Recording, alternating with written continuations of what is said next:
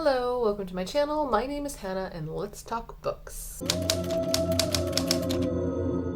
So I actually only have 6 to talk about today, although only 5 I read in October. The first one I'm going to talk about I actually finished the last day of September, but I had already filmed my wrap-up by then, so it was a little too late to include it there, but I'm actually kind of glad I'm including it here since I really didn't read as much as I normally do this month. And so let's jump right into it with Roald Dahl's Book of Ghost Stories. This is a collection of 14 horror short stories, which I feel like it was a missed opportunity to do 13. It originally came out in 1983 and I gave this 3 stars. So first off, no, these stories are not by Roald Dahl. I did do a reading vlog on this, which I did in quite a few of these, so I'll pop that up here so you can check that out if you want more in-depth thoughts here, especially on the individual stories themselves. But the story behind why this book came to be is actually more interesting than the stories themselves, and the intro is a must-read because he's actually so funny in it. So basically, him and his friends were wanting to make this TV show, and they needed the top 24 ghost stories to do it, and so he read over 700 stories, basically everything he could get his hands on, and unfortunately the show didn't take off because for their pilot episode, they chose like the worst story they could. It really criticized Catholicism, and so all the executives and everything were like, we are not touching this show kind of thing, and so it was like dead on arrival. And he's just like, well, I have all these stories, what the hell am I gonna do with them? So he took his 14 favorites and put it into a book. So there are some real hits in here, but there are also misses. This is definitely a mixed bag of a book. There are 2 5-star reads for me in here, but there were also some 2 stars, and so like the average ended up coming out to a 3.3. But I'm still really glad I read it because I think the whole concept of it is just interesting. And also I'm really discovering, like one of the 5 stars I gave in here was only 2 pages. I'm discovering that I love that. There was another book I read recently where my 5-star read from it was a 2-page story, and I don't know, I feel like just those little snapshots are just so good for horror. It works so well. So yeah, even though it's a mixed bag, I do think it's a worthwhile read. Next, we're hopping into a completely different genre with Heaven Official's Blessing Volume 1 by MXTX. This originally came out in 2017 in the original Chinese language, but then this was released in English as well as a bunch of other languages in 2021, and I gave this 4 stars. So this was actually my 3rd time experiencing this story, as I have watched the Danhua, which is Chinese animation, and I've also read the manhwa, which is Chinese comics. I've seen as much of those 2 as there are, which only essentially encompasses this first book. This was my first foray into Chinese literature at all, and also my first foray into the 2 genres of wuxia and danmei. I'll pop those up here because especially the first word is not exactly pronounced how you would think. But in the world in this story, you can actually kind of build up these points to essentially be able to become a god. It's called being like a cultivator. And so this story follows someone who has done that, but he was actually kicked out of heaven. And so he's actually like risen and fallen multiple times, and he's basically just like the laughing stock of all of the gods. And he's pretty much considered like the god of trash and being unlucky, that kind of thing. So his life has been like really bad, but unbeknownst to him, there is someone that would essentially follow him through any trial, any tribulation kind of thing. And so with this, it was originally a web novel actually, and so that's why it's kind of been divided into these volumes. They are really big. For the English version, there's 4 of them out right now. All of them are out in Chinese, and I think there's like 8 volumes total, but they're being divided up differently in the other languages. So I think there's going to be like 10 or something like that. But you can tell this is a translation, like right off the bat, immediately. There are words and phrases that are very out of place with the tone of this book. Some characters will feel like what they're saying is very out of character kind of thing. And like sometimes the way they're talking is just they're using like slang and stuff from like now, and it just feels very awkward. So that did take some getting used to, and at first I was just like, oh no, like this seems very strange. Am I going to be able to like get used to this and be okay with it? But I did in the end, and since this was my 3rd time experiencing the story, I was also worried that I might be bored with it.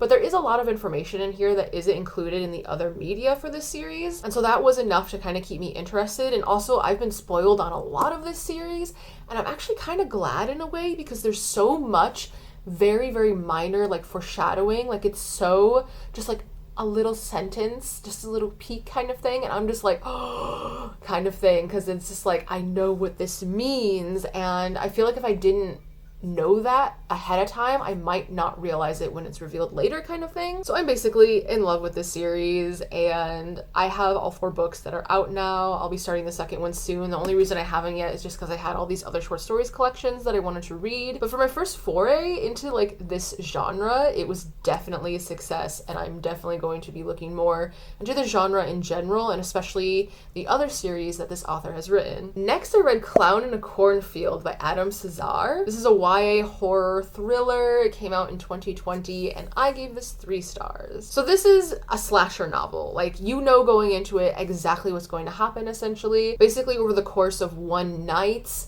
there are these people dressed as clowns attacking these high schoolers. And I mean, that's the plot. That's it. It's very, very simple. However, absolutely nothing happens in the first 100 pages of this book. Like, it was rough. It was so boring and very, very cliche. Like, everyone was a stereotype kind of thing.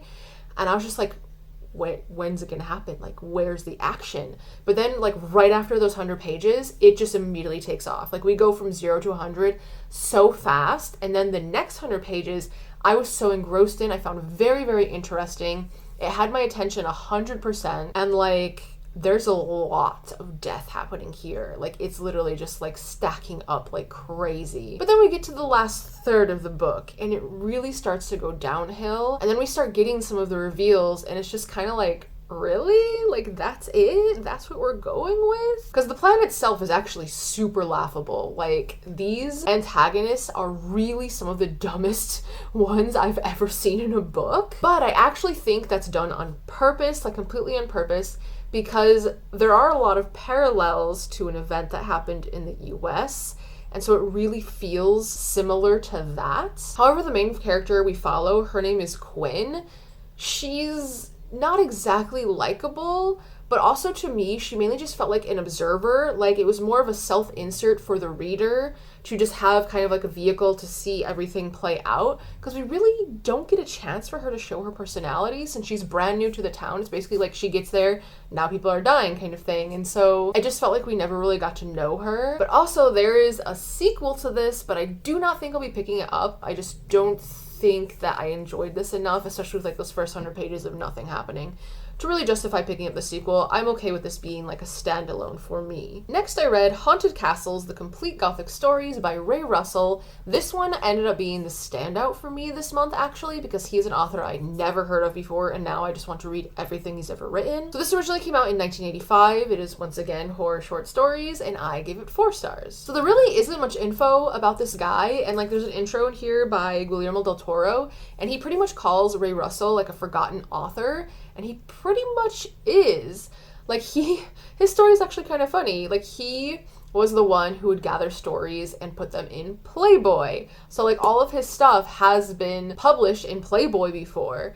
And he is the author of what is called the Unholy Trilogy. And it's 3 stories where all of them in here were 54 pages, I believe. Oh, I also did a reading vlog on this one too. And they're called Sardonicus, Sagittarius, and Sanguinarius, which I ended up rating these, I think one was a 3, one was a 4, and one was a 5 kind of deal. And if those 3 things are the only things you read from him, like, I think that's completely fine. I really enjoyed them. And I also enjoyed the rest of his work. Like, he really surprised me in the way that he writes, because he will change the way his style to the time period of the setting of the story. Sanguinarius is following Elizabeth Bathory. And back then they had a specific way of writing where, let's see if I can find it. Here it is. Where, like, if there's an ED at the end of the word, there wouldn't be an E, there'd be an apostrophe D. And so, I don't know if you can see it on here all, but there's several instances just on this one page where he does that. And I was like, what the hell is this? Because it's the 3rd story, and so I hadn't seen him do that before. And I looked it up, and that's how they wrote in the time period that Elizabeth Bathory existed. And so I just really enjoyed that was something he did. Like, there's so much thought into how he wrote things that he would change his style to suit the story. And it makes it so much more immersive. I really, really appreciate it. And so right now, this is something I'm recommending to all horror lovers. Do be aware though, I feel like Haunted Castles is an inappropriate title for this. There's no haunted castles here. Like, this isn't really about ghosts, this isn't really about castles, although some of the stories do take place in one. I honestly think it literally just should have been called The Complete Gothic Stories, so don't really put much merit into the haunted castles part of it. Then I read Tales of Terror and Mystery by Arthur Conan Doyle. This originally came out in 1922, and this is also short stories, obviously, of terror and mystery, and I gave this 3 stars. So I had never read Arthur Conan Doyle before this. I also did a reading vlog on this. It was the last one out of like a whole series I was kind of doing. And honestly, I will not read any more of Arthur Conan Doyle. This is basically the most average of the average books I have ever read in my life. Nothing was rated above a 3.5. The literal average of this book is a 3. Like, it's exactly a 3. And so, like, some things were rated like a 2, I think. Yeah, there's one in here that even rated a 1 star, I believe. It wasn't interesting. The way he writes is boring. There's no tension. It feels so monotone. And all of the characters in here feel the same. Like, there's no difference between any of them. And I actually ended up liking the mystery ones a bit more than the terror. Like, I just don't feel like horror is a genre that he should delve in. It just was not for me. And this one was such a slog to get through because I was just like, I don't want to read anymore. Because with them being so just average, there's nothing to say about them. Like, there isn't anything inherently bad, but I mean, it's not really great either and didn't really hold my interest. So, like, what is there to say? Not much. And then finally, I read Frankenstein by Mary Shelley. I read the original 1818 version. There are 2 versions here. This is the one that she originally wrote and published, but then she received a lot of backlash and she was pressured to change several things. And so there's also an 1831 edition, I believe it is. And that second edition is the one that is used in like colleges, the one that's studied, the one that scholars use. And that's unfortunate because to me, what she originally wrote would be more true to what she wanted the story to be than what she was pressured to change. So it's a little odd to me. And also trying to find, like, a lot of the editions don't label what they are or which edition they are. And so trying to find this to read was actually a lot more annoying than it should have been. But obviously this is a classic sci-fi horror and I gave it 4 stars. So obviously, like, I knew most of the story going into it. When we were under lockdown, there was a theater that did like a play of it and they posted it on YouTube. So I watched that and that's actually quite faithful to the original story. But one thing that was unexpected for me in here is how little it goes into detail about Frankenstein's actual process of creating this monster. It was so glossed over. It was literally done in just a few paragraphs, and I was just like, I got whiplash from how fast we went from one thing to another. And it was like, whoa, we're really going into no detail here. Like, what is happening? Because I really thought a good chunk of the book would literally just be Victor's process of going through trial and error, his research and everything. And that's not the case. That's over so quickly. So that was something I was very, very surprised by. Because in general, she does go into a lot of detail with like the settings and their feelings and everything. But then moments that you think are very important are just glossed over.